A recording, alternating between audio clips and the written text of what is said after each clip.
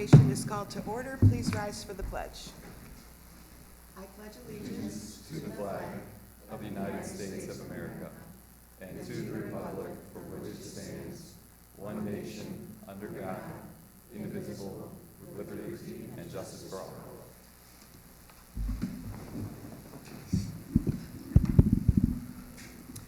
Mr. Schiraldi, please call the roll. Mr. Acom, Here. Mrs. Schneider, Here. Mrs. Click, Here. Mrs. Mahalis, Here. Mr. Sobolski. Here. All right, we begin our meeting with special reports and recognitions. Tonight, we are recognizing two high school students for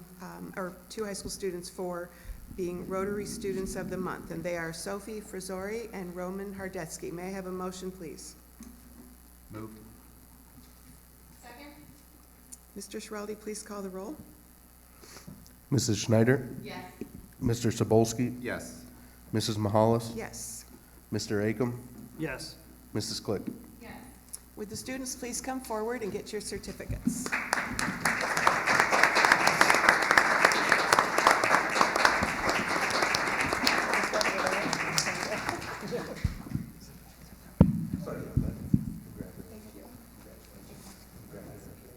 So congratulations.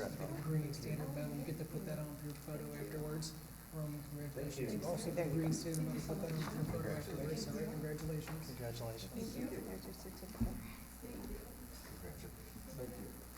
Congratulations.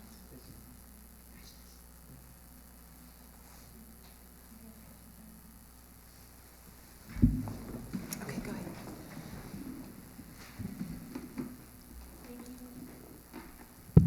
There we go.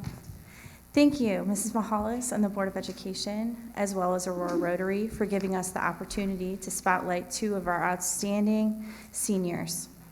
Their empathy, collaboration, and commitment to serving their classmates, our staff, and the Aurora community truly exemplify the Green Standard and help us sustain the positive, nurturing climate that makes ACSD such a special place to be. I will be presenting Ms. Sophie Frisori, and Mr. Torres, our Student Services Coordinator, grades 6 through 12, and AHS Assistant Principal, we will be presenting Mr. Roman Hardetsky. We are grateful to have such outstanding candidates for our Aurora Rotary Students of the Month. As we move into the season of gratitude, reflection, and togetherness, it feels especially fitting to honor a student whose presence strengthens the way that we grow as a community. This November, we are proud to celebrate Sophie as our Student of the Month. Just as a thriving greenhouse depends on the light, balance, and steady care, Sophie brings those qualities into Aurora High School each and every day. Whether she is welcoming us each morning with calm confidence on the daily announcements or offering a kind word to a classmate, Sophie nurtures our community with empathy, warmth, and genuine connection. In addition to her leadership in the classroom and community, Sophie is the lead drummer to our Evergreen musical group, showcasing her talent, creativity, and ability to collaborate with others through the arts. Her versatility as a musician, dancer, and performer is yet another way she helps our greenhouse flourish. Her joy and kindness are contagious, especially when audiences feel the energy of a rhythm. She inspires and empowers others to discover their own joy and grow their confidence, always caring deeply for her classmates and lifting those around her. Sophie is working very closely with Mrs. Hilston to shape a school-wide day of inclusivity at the end of the 25-26 school year, a reflection of her dedication to stop the hate and her belief that every student deserves to feel seen, valued, and welcomed. Her teachers describe her as exceptionally mature, deeply empathetic, and one of the most reliable, thoughtful contributors they've ever taught. Whether she is guiding freshmen with grace as a freshman mentor, elevating classroom discussions with insightful analysis, or lighting up a room with her humor, talent, and radiant personality, Sophie leaves an unmistakable imprint on her community. In the season of giving thanks, we are especially grateful to have her at our greenhouse. Congratulations, Sophie. Your light helps us all grow.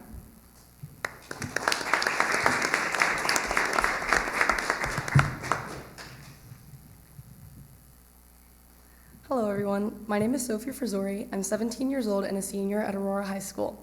First, I would like to thank the Board of Education for having me tonight and the Rotary Club for recognizing me as Rotary Student of the Month for November. I would also like to thank my parents for always pushing me towards greatness and supporting me throughout all of my endeavors. Last, I would like to thank my teachers and administrators who have inspired me to serve my community in ways I've never thought of. The time I have spent volunteering has shaped me into the person I am today. Over many years, I've had the opportunity to give back in ways that have been both humbling and rewarding for not just myself, but many others. I volunteered at Santa's Hideaway Hollow, where I brought Christmas to children with disabilities who may not be able to experience Christmas due to medical bills or illnesses. Throughout this year's football season, I was the commentator for the AYFA football games on Sundays, bringing energy to the crowds and recognizing the work of our players, coaches, cheerleaders, and parents. These experiences taught me the value of altruism and the importance of sharing positivity with my community each day. Each of these experiences has not only allowed me to help others, but also helped me grow as a person.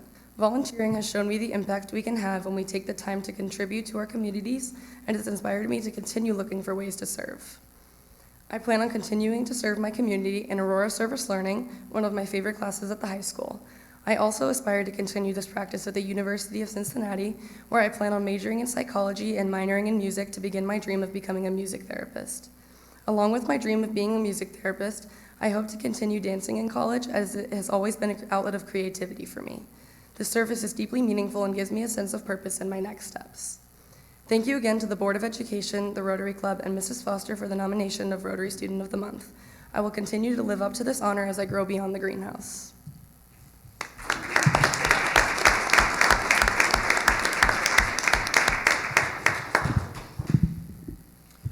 As we celebrate this season of gratitude, it is a joy to recognize a student whose actions embody the spirit of giving, growth, and community. This November, we honor Roman as our Student of the Month, a young man whose commitment to serving others helps our greenhouse thrive. Grounded firmly in our greenhouse roots, balance, resilience, critical thinking, empathy, collaboration, and innovation, Roman leads with generosity and purpose. He has dedicated over 45 hours to serving the people of our Aurora community, offering his time and heart to Night to Shine, Rake and Run, and food banks. His willingness to give back reflects a maturity and compassion that strengthens the soil of our shared environment and inspires others to do the same. Roman's leadership extends beyond the broader community and into the daily life of our school. Recognizing the importance of student voice and intellectual growth, he created a debate club during A-Time, a space where students can sharpen their critical thinking, engage with diverse perspectives, and connect meaningfully with one another. His initiative reminds us that leadership often blooms from seeing a need and choosing to nurture it. His teachers describe him as deeply committed, remarkably punctual, and wholeheartedly invested in his learning. Roman arrives before the sun rises, often before 7 a.m., and approaches every class with enthusiasm, focus, and drive. He gives nothing less than his best, and his passion for statistics has him well on his way to becoming an outstanding young statistician. In this season of thankfulness, we are especially grateful for students like Roman, students whose actions enrich our community, lift others up, and model what it means to grow with a purpose. Congratulations, Roman. Thank you for helping our greenhouse grow stronger every day.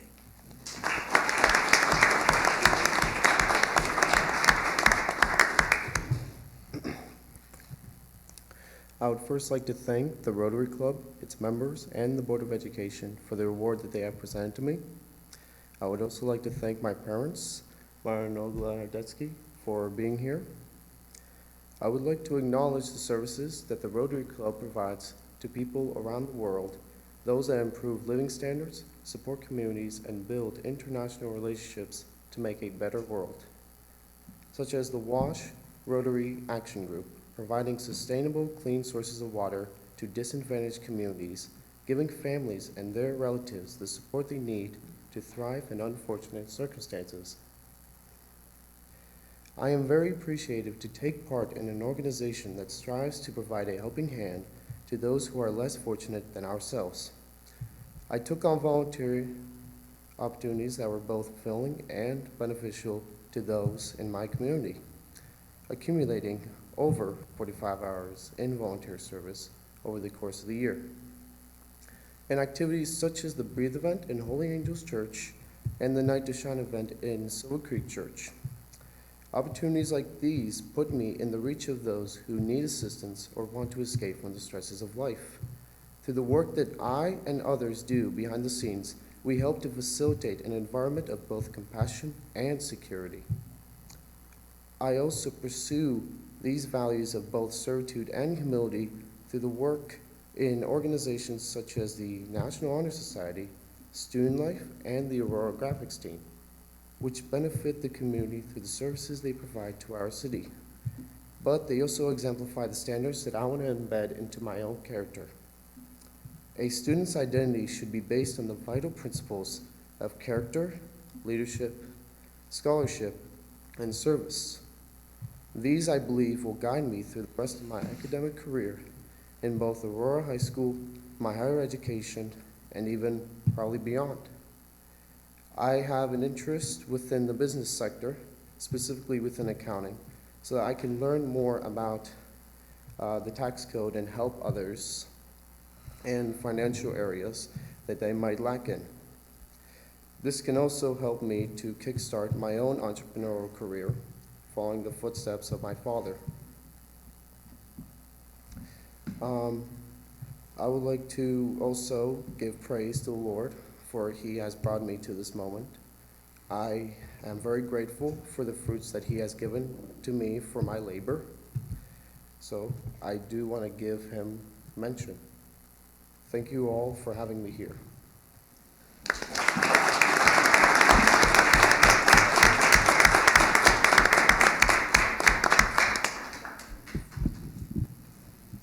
Thank you, Sophie and Roman. You represent the kind of leaders that our district is proud to support. Thank you for coming, and thanks to the families for being here, too.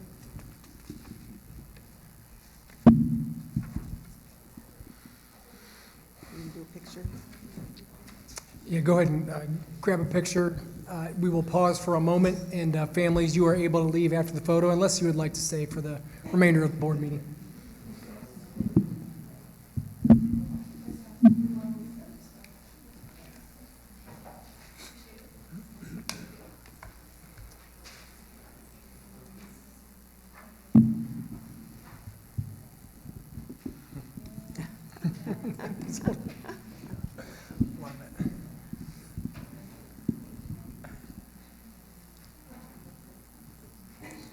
That's nice. Pictures on the, that's nice. Another one touch. Yeah, very nice. Mr. Hayes, the details. All right, we will move on to the approval of minutes from our regular meeting of October 27th. May I have a motion, please? Second. Are there any edits or comments, additions to those minutes? All right, Mr. Schiraldi, please call the roll. Mr. Sobolski? Yes. Mrs. Click? Yes. Mrs. Schneider? Yes. Mrs. Mahalis? Yes. Mr. Akam? Yes. Minutes are approved as written, and now I'll turn it over to Dr. Milstich. Yes, this month, I did mention in my update, we are going to switch the order a little bit. I thought it was more appropriate for Mr. Hayes to go with Mr. Maglianico based on their updates. Then we will go back to me for a brief update, and I'll pass it off to Mr. Schiraldi. The order just worked better. So, Mr. Hayes, it's all you. All right, thank you. Thank you, Ms. Mahalis, the rest of the Board of Education. I'm going to give a three-part presentation tonight. First and foremost, going to give a little bit of a recap regarding our October Professional Development Day. We're always grateful for the opportunity to have that day for our staff to continue to grow and evolve their craft to better serve our kids. The second thing I'm going to cover is relating to what we do traditionally every November is previewing our program of studies for the high school, any updates that go along with that. And then I'll turn it over to Mr. Maglianico, who will talk a little bit about some kindergarten entrance updates. So with that being said, last month, October, we had our in-service day for professional development, which really starts well beyond that. And I want to give great thanks to all of our educators who went in, just do so much to make that day possible. So in our packets, I noted that we had 26 sessions and over 30 choice sessions. And I emphasize that just because those are a result of our educators who want to better our environment and are putting in work well beyond that particular day to provide their colleagues with enrichment. We had several things going on that day. The morning was structured with 3 one-hour sessions, and all staff members had choice in what they wanted to attend. So we had everything from math instructional coaches leading series about innovative practices.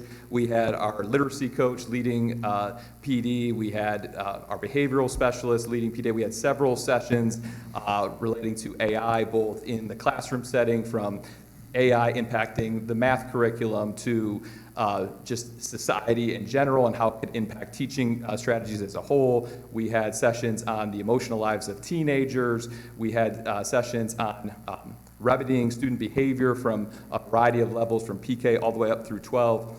And then we also had some unique restorative sessions, including Erica Greenberg, one of our health and PE teachers, leading yoga for our staff members, as well as one of our English teachers who's a certified yoga instructor leading a sound bath and yoga nidra session for us that allowed our staff members to get some insight into some mindfulness tactics that they can do with their students as well. So that was beneficial in a couple of regards. So, so many different sessions that were offered. We also had our gifted coordinator, Becky Quinn, who secured the Jennings Grant for our district over the past year, and she brought in a renowned speaker, Dr. Joy Lawson, and she led 3 different sessions that morning, one geared specifically towards elementary staff members and students, one geared towards secondary, and then one geared towards staff members working with students from a multitude of perspectives, such as counselors, support staff, that sort of thing. And then she also led a session that evening for parents. So I wanted to give appreciation to Becky for bringing in that guest speaker and again enriching our staff members. So again, they had a multitude of choice, and Dr. Milsatich noted this that morning when the entire staff was together, but if we're able to leverage the collective expertise of our holistic staff, if we're able to bring in outside content experts, we're also able to offer voice choice within these types of sessions. That's the best form of professional development across all domains. We also garnered feedback from the entire staff, both quantitatively and qualitatively. In your packets, I put a recap of that in there when it was overall outstanding. So really, but it's not going to go off that well without all the hard work from our entire staff. So I want to give all the teachers who were part of the day credit, as well as just the people who participated and were willing to actually engage and dive into meaningful work. Another thing, as the day continued, the afternoon session allowed for a little bit more autonomy with specific building departments, PLCs, that sort of thing, and some other building-specific time. We, for example, our first and second grade team are implementing new content, and they were able to focus the entire afternoon on that type of stuff. The rest of the afternoon was a little bit more unique in the fact that we had TDA, then Design Architecture Group, come in and work with members of the Miller staff, and then a secondary session with the second grade team as well as, the Craddock team as well as the third grade team at Layton regarding input on potential new construction of an elementary building. So this is part of our process of engaging internal stakeholders with a potential new building, specifically a new 1 through 3 building, wanting to get input from our educators. They looked at spaces in 3 different categories. So learning spaces, shared spaces, and outdoor spaces. So that way, a learning space might be a classroom, a shared space might be a common meeting room like this, or office spaces, things like that, or choir rooms, things of that nature. And then outdoor spaces being everything from parking to playgrounds, all of that. So wanting to honor the teacher voice and perspective in that. So that was fantastic. It was an engaging session. They had one done at Miller and one done we actually held it at Layton. And in the picture up there, you can see actually Dr. Milsatich up at a board with one of our teachers and some members of the TDA staff behind them. So overall, the day was very productive, filled from minute to minute. And so I want to extend gratitude to the Board of Education for allowing us to have that day, because it's really meaningful for our staff. I want to pause there for any questions about the PD day in general. Okay, appreciate it. Then moving along for a discussion item tonight for, always we do this in the month of November, just an update to the program studies. So want to thank Dr. Patch for working with the high school team, including all the counselors, administrators, to get updates, working with all of the department heads, or what we call the instructional leaders, regarding any kind of course modifications. So in your packets, there were linked just a general summary of updates, rationale behind certain things. So wanted to give you kind of a breakdown for some of those. So some basic things really, starting with some language alignments to the Ohio Department of Education. So updating some things regarding career tech, grading system and grading weights, honors diploma language. That's pretty basic. Excel Tech updates, for those of you who aren't familiar, we're part of the Excel Tech Consortium, and within this past year, Willoughby Eastlake is leaving that consortium, so this is their last year with that, so there were some updates in terms of the program of studies in which had to be changed because of that come directly from Excel Tech, and those are all outlined in the packet. No other major course changes. The biggest thing is that we are going to be adding 2 courses, but they're really not an addition, they're more of a replacement. So as you all know, we've added cybersecurity over the last couple of years, and the curriculum that we're using is through the company Paradigm. And Paradigm has become a partner and official curriculum provider to the College Board for AP cybersecurity, and next year is going to be the first year that is actually offered to the entire nation. And so we're going to lump AP, or we're going to turn basically Cybersecurity 1 into AP Cyber. And that's, we've gone through the process working with the curriculum, working through College Board standards, feel very confident in that. And the great thing is that it's very accessible for all students. So don't want anyone to have a barrier in terms of thinking, hey, this is an AP course, I can't access this. It's really meant for every single student, and our instructor feels very confident in terms of the curriculum, delivery, everything like that. So we just wanted to take advantage of the ability to offer another AP program, but it's just in place of anything. So we want to be cognizant of where we are with staffing, and so we're not really adding anything new, it's just a replacement. And then Cyber 2 and Cyber 3 will remain the same as they currently are. And then the other aspect is adding AP Business with Personal Finance. This is also another new offering from the College Board. So next year will be the first official year that this course is being offered across the nation. With this, again, we're really looking at this as a replacement course. We have a course already that's a year-long course called Business Foundations that is already pretty popular at the high school, that when working with the business teachers, we feel like this could be a natural transition that a lot of students would take anyway, and having, again, the opportunity for them to earn, college credit for this course seemed like a no-brainer for our staff. So we'll see what things look like in terms of enrollment and things like that as this year progresses, but again, it's really supplementing a course that already exists, so we're not looking to add staffing or anything like that. So those are the main changes or updates for the program of studies. There's also a couple minor language updates. The math department, for example, wanted some modifications to the types of calculators they require for certain courses, and so that's all outlined in there. And again, thank you to Dr. Patch for providing all that information and working with our staff. So with that, wanted to also offer an opportunity to ask any questions about any updates, as this will be a discussion item for the board to consider for approval for next month. Not a question, but I had received 2 emails from 2 different people about the 2 courses that you're adding. And I had called Dr. Orr, actually I came in to talk to him and learned that we would be adding it, so that's great. Awesome. I'm excited to let them know. Yeah. Cool. With the AP classes they're creating design, or they're referred to as the Kickstart program. Mhm. This is new since I taught AP classes. Is the exam process and how that course is, the end of course exam when that test, is that pretty much the same as a regular AP class? Yeah, so as far as we know, pretty much the same, yeah. Just one other comment along the same lines.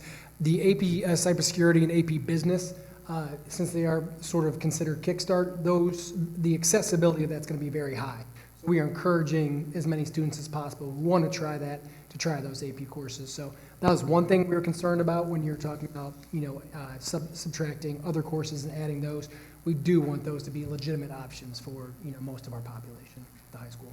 And that's sort of a trend we've seen with the College Board. For example, a few years ago when they offered AP Pre-Calculus as a first-time course offering, when I went to trainings on that, it was the big emphasis was on accessibility for all students.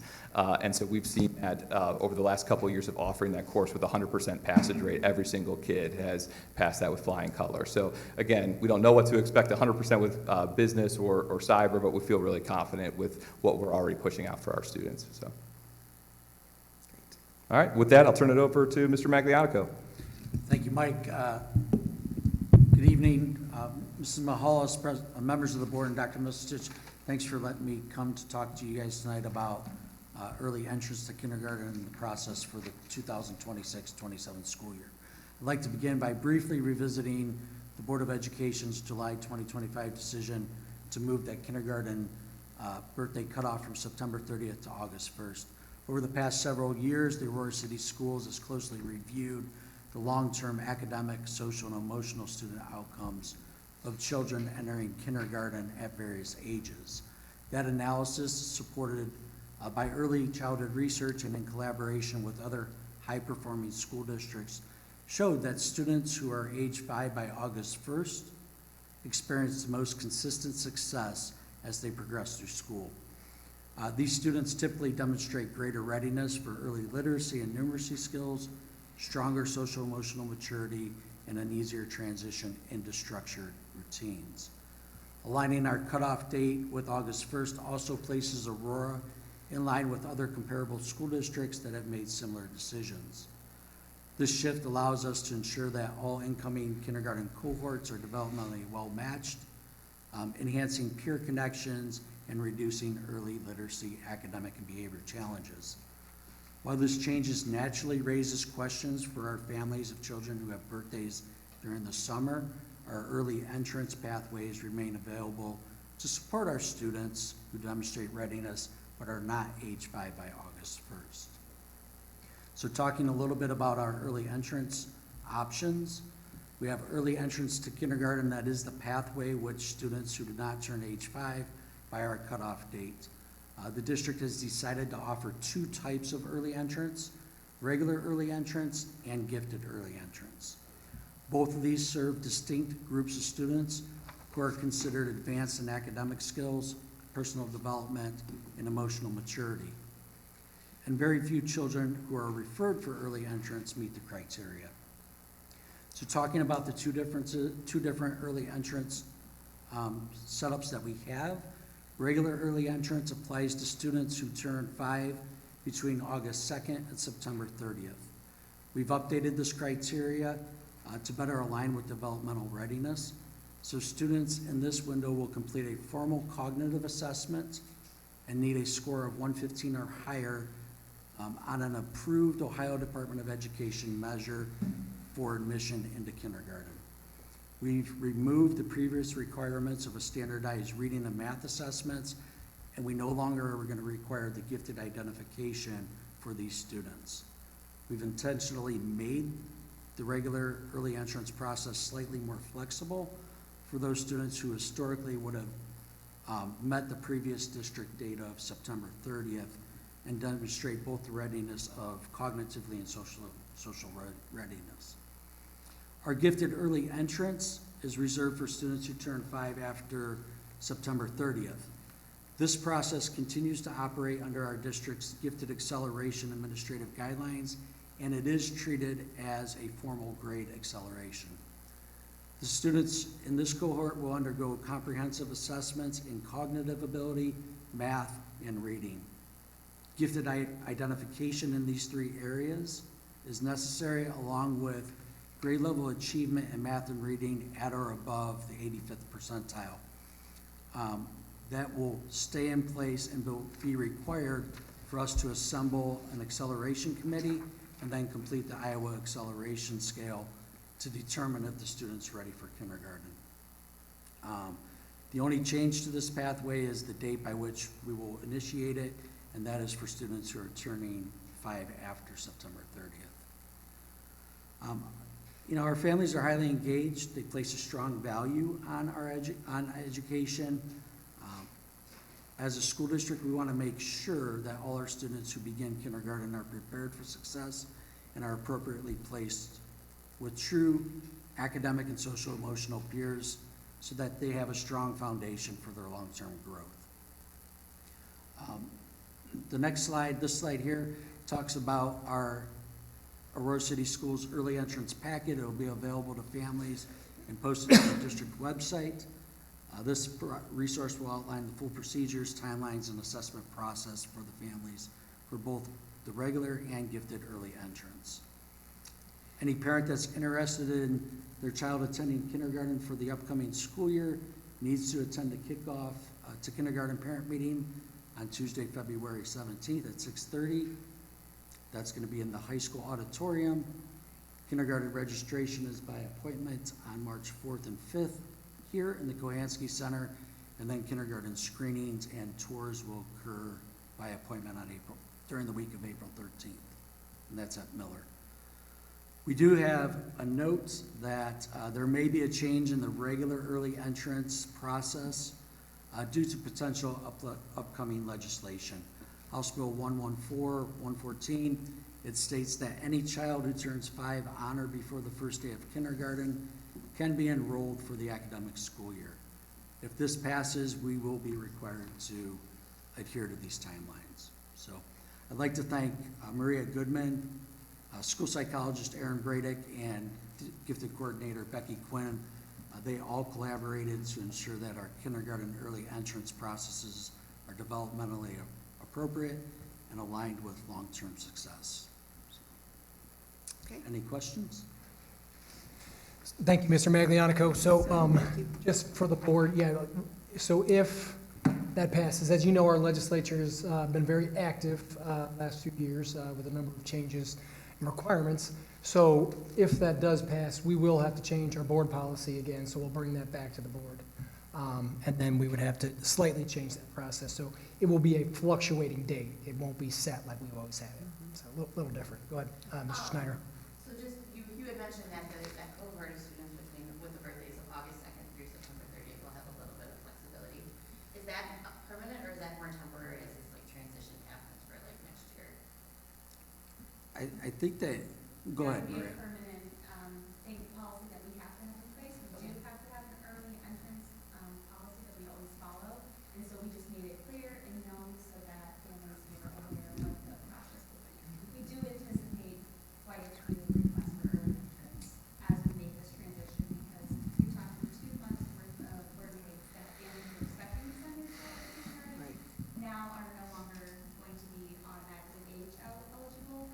So we're prepared to assess and have a team ready to check out this ready for kindergarten. Okay. Any other questions? Okay, thank you.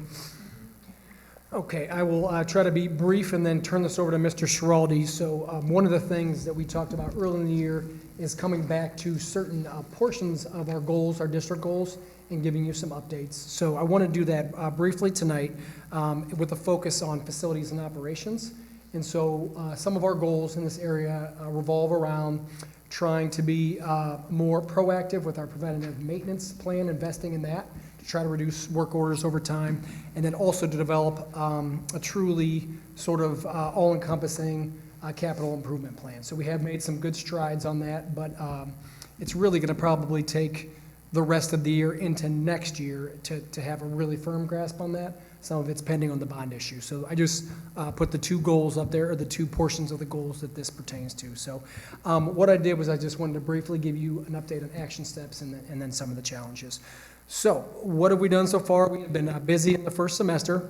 So our cabinet, this group up here, has been meeting with Mr. Arquilla back there, trying to get a handle on the needs of the district. We've been meeting with the principals, the facilities-based teams on a regular basis. And then one of the things that we did early on in October as a part of this process, and this is a recommended step, we actually went out to our sites, we went to our buildings, and we did site visits at all 5 of the buildings, and you can see all of us, almost all of us were part of this. So the principals, custodian, HVAC, that's Jim Miller, maintenance, we call him Maintenance Mike McLaughlin, operations at Sal, myself, Mike Hayes, and then Brian Schiraldi. Went to each building, toured it, walked around, and tried to have an expansive list of all the projects that we would need to sort of update our buildings. So we've done that. We have a monster capital improvement plan spreadsheet. So we're just trying to get a handle on it, make sure we know what this plan would need to include. Some of that would be, hopefully over time, become preventative maintenance, sort of like on a rotation. And a lot of these are just big projects that need to just get tackled, that quite honestly, are overdue. So those are some of the steps we've taken. Additionally, now that we've got this list generated, Sal is working closely with TDA, our architects and design architects. We need a whole slew of price estimates. We decided that the best course of action, though, for that is to wait until March, and this is part of our essential plan as well. In March, that's when the new prices come out in terms of just that annual process of when new prices are available based upon inflation. TDA will get some early information on that, but we will then get all those projects priced out. We are also, Pam may remember this, Ms. Mahalis, Mr. Cebulski, in 2019, when Mr. Sicantelli was the superintendent, we actually had OFCC come in and do an analysis of all of our buildings. It's kind of old now, but a lot of it's still relevant in terms of all of the needs that we need, especially Craddock. So they can also give us an updated price estimate on all of those repairs in all 5 buildings. So both those things are kind of a little bit of a holding pattern right now, but both those steps will be taken by March. Then we will be prioritizing what is a 1-year plan, a 2-year, a 3-year, a 5-year, a 7-year. We're looking, probably 8 to 10 years out on this cycle, and hopefully to get some preventative maintenance cycles going as well. And then what ends up on the triage list versus the capital improvement plan, it's pretty well defined if you look at our essential plan right now, but that could still shift a little bit as we enter into the summer. And then obviously, exactly how this plan plays out, much of that's going to be dictated on what the community decides with the essential plan next November. So many more steps ahead. So just for a little context in terms of challenges and in terms of context, and I know many of us already know this, but part of the reason why we have such an expansive list of capital improvement projects is because when this district was growing rapidly, we needed to build Layton, and we were not able to pass a bond issue. So for the past, almost 3 decades, we've been taking half of those Layton payments out of general funds and half out of our permanent improvement funds. We literally just in December 24 made the last payment, meaning we're actually getting our full permanent improvement monies each year. It's about $880,000 roughly. So a lot of these are delayed due to not having a bond for Layton. So we're trying to play catch up. And the PI is very helpful, but it's limited, which I'm going to turn it over to Mr. Schiraldi in a moment, and I know this is in your packet, and you'll sort of understand a little bit about this. And then what's tough about this is that we're trying to be proactive, and we're trying to budget and have a plan. Unfortunately, due to the age of some of our infrastructure, some of it is still very reactive. And I put a few examples up there. The track, we weren't planning on spending that amount of money this summer. We had some issues with the track. HVAC, we just had an air handler number 9, as I already know the name of it, over the high school, which failed. And Mr. Aquila is working on bidding that out for replacement. That's $150,000 to $175,000. Harman Power, none of that was planned. So we're trying to get a handle on that, sort of work on things that we would have liked to have done in the past, and hopefully in the next year or so, see what happens with the bond issue. We can have that plan, have the funds, and potentially look at being a little bit more proactive with this. So that's sort of a really quick update. We'll provide more information as we work on this project. And I think that tees it up perfectly for Mr. Schiraldi to talk a little bit about our permanent improvement plan, that $800,000 to $80,000, and sort of where we are with this already. So Mr. Schiraldi, it's all yours. Thank you. Dr. Milzadich, he covered it pretty well, but this is kind of so you can actually see the actual numbers. As he said, our estimated revenue for our PI levy is about $880,000. We carried over $186,000 from last year, fortunately, but as you can see, that money goes very fast. This was probably set at the end of October, so we spent almost $1 million in not even half a school year. Some of it, fortunately, was us, our proactive planning of things that will need to be updated and replaced, which is good, but a lot of it has had to be reactive to things that needed repaired and fixed right away. As you can see, like you mentioned, the HVAC air handler is $175,000. We are still bidding that out, so it might change from there, but that's kind of what our estimate is for now. But this kind of gives you an idea of all the different things that we need to consider when we're using these PI funds. We do have 2 other funds within our permanent improvement. We have the turf fund that we transfer about $40,000 to every year because That money will eventually be used to replace and update the turf and track, which I don't know how many years that has left, but Roughly 7 is our best guess Okay. right now.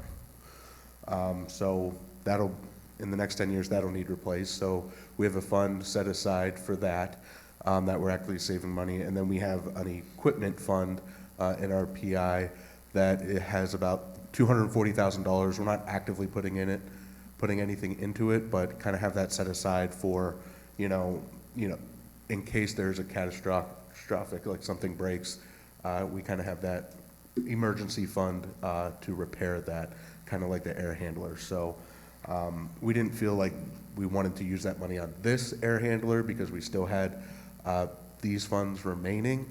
But that's kind of how we've been utilizing these funds, and along with those other two funds, to stay on top of all of our maintenance and repair needs. Sal's done a good job of, having a balancing act of what needs done right away, what can be put off. Like Dr. Milstich said, there's a lot of catching up to do. Questions on the PI fund?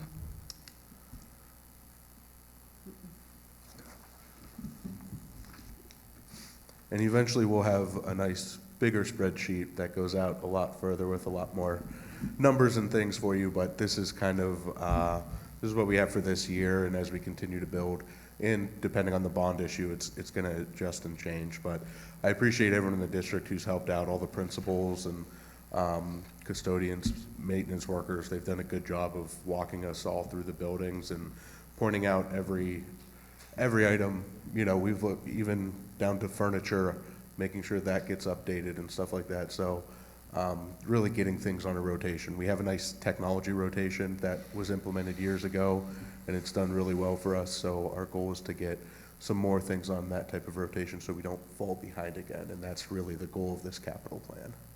And we're on our way there.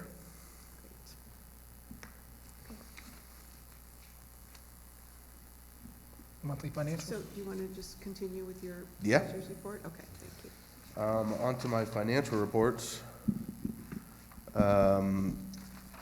For the month of October, expenditures exceeded revenues by 4.5 million.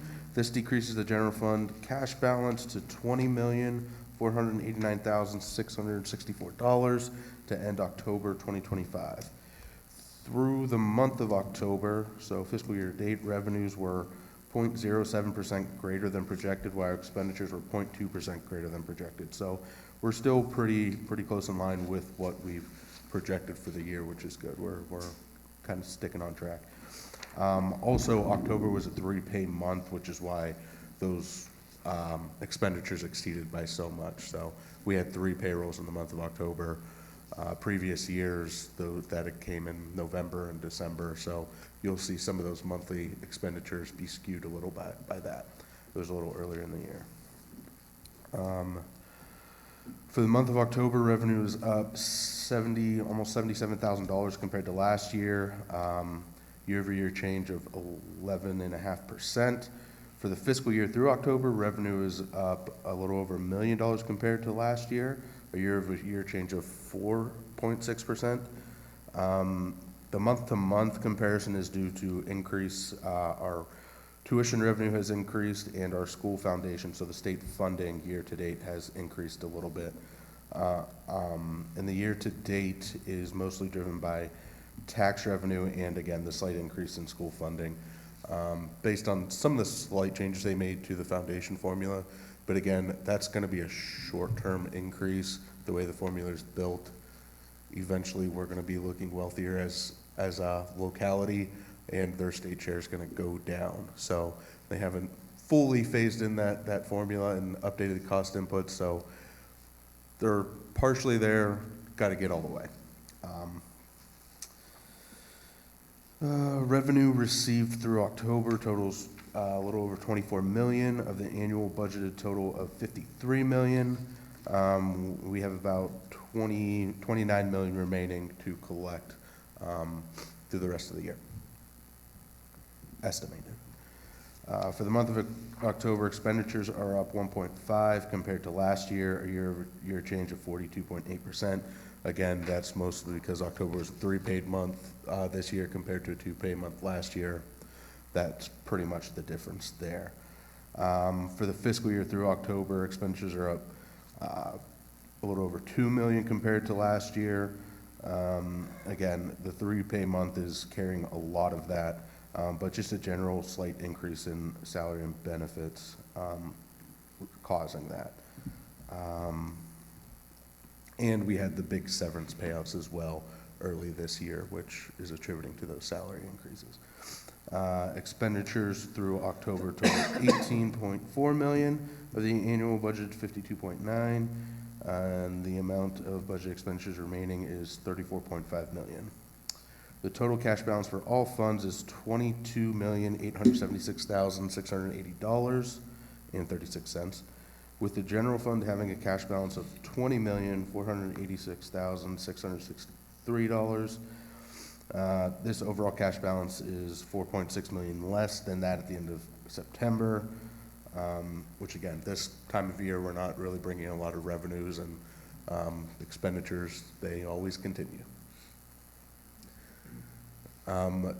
Just for, it's not in any of my reports, but there have been a number of legislative items for property taxes that have been pushed through legislation and now sit at Governor DeWine. Some school board officials are pushing for some vetoes from Governor DeWine. None of them have an immediate impact on us. So, you know, there are some districts that will immediately lose some revenues. Fortunately, we are not one of them, but they could have long-term impacts on us. So we'll keep a close eye on it and continue to update you on what that will mean for us going forward. Okay, thank you for that. Does that conclude your report? That does conclude my report. All right, Exhibit D1 is a resolution to approve financial statements and reports. May I have a motion, please? Second. Are there any questions for Mr. Schiraldi? All right, then please call the roll. Mrs. Mahalis? Yes. Mr. Akam? Yes. Mrs. Schneider? Yes. Mrs. Click? Yes. Mr. Sobolski? Yes. All right, thank you all for those reports. All right, moving on to new business, we have Exhibit E1A, which is a resolution to accept gifts and contributions. May I have a motion, please? Second. Are there any comments or questions about the list of donors? Other than we just say thank you to them all, and they're posted online for anyone who wants to see who donated what. Mr. Schiraldi, please call the roll. Mrs. Click? Yes. Mr. Akam? Yes. Mrs. Mahalis? Yes. Mrs. Schneider? Yes. Mr. Sobolski? Yes. All right, next we have 10 personnel resolutions, and I'll take them all together without objection. I'll read through them first. Exhibit E1B1 is a resolution to accept a resignation. Exhibit E1B2 is a resolution to approve the introductory appointment of support staff. Exhibit E1B3 is a resolution to employ support staff substitutes for this school year. Exhibit E1B4 is a resolution to employ licensed substitute teachers for this school year. Exhibit E1B5 is a resolution to employ part-time support staff. Exhibit E1B6 is a resolution to award a supplemental contract to non-district personnel. Exhibit E1B7 is a resolution to approve the reclassification of a licensed staff member. Exhibit E1B8 is a resolution to approve 2 leave of absence requests. Exhibit E1B9 is a resolution to employ long-term substitute teachers for this school year. And Exhibit E1B10 is a resolution to employ a building substitute teacher for this school year. May I have a motion for approval? Second. Any comments or questions on any of those? Then Mr. Schiraldi, please call the roll. Mrs. Schneider? Yes. Mrs. Mahalis? Yes. Mr. Akam? Yes. Mrs. Click? Yes. Mr. Sobolski? Yes. Resolutions are approved. Exhibit E1C is a resolution to approve the 2026 to 27 school calendar as presented to us last month. May I have a motion, please? Moved. Second. Are there any comments or questions about it? All right, then Mr. Schiraldi, please call the roll. Mrs. Click? Yes. Mr. Sobolski? Yes. Mrs. Mahalis? Yes. Mr. Akam? Yes. Mrs. Schneider? Yes.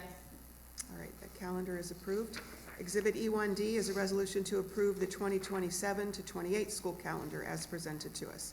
May I have a motion, please? Moved. Chair seconds. Any comments or questions about that calendar? Mr. Schiraldi, please call the roll. Mrs. Click? Yes. Mr. Sobolski? Yes. Mrs. Mahalis? Yes. Mr. Akam? Yes. Mrs. Schneider? Yes. All right, and that calendar is approved. Now on to discussion items. We have the program of studies for next school year. Is there anything else you want to say about it? We have the 54-page document we can read through before next month. It's not really that long, it's just each page was really isolated to show what Okay. one particular change was happening on each thing, so yeah, it's Okay. not that extensive, so. All right, any questions or any comments about it yet? Okay. So we'll be looking at that, and then the nutrition compliance report. Did you want to say something? Sure. So this is really just a compliance type document.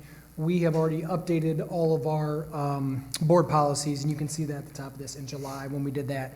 But we have Nutrition Group as our vendor right now. We have to make sure that we are in compliance, which is what this document is provided, and then it's also something that we have to provide for the state as part of our survey, and then respond to some of the items in that survey. So it's not something that needs to be approved, but it is something that we need to bring to the board, so you're aware that these are the standards and this is how we operate. Okay, thank you.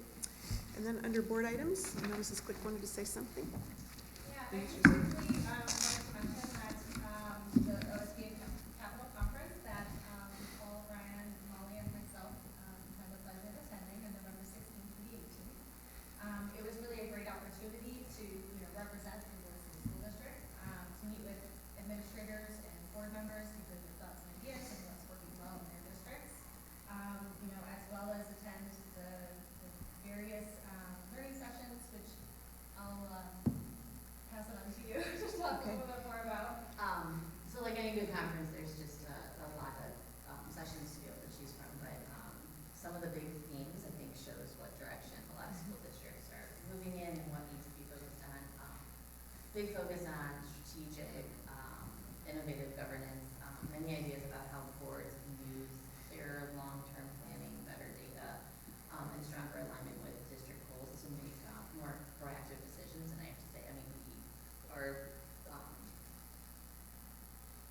alignment is just, I feel like very effective in what we do, and I hope to be able to see that.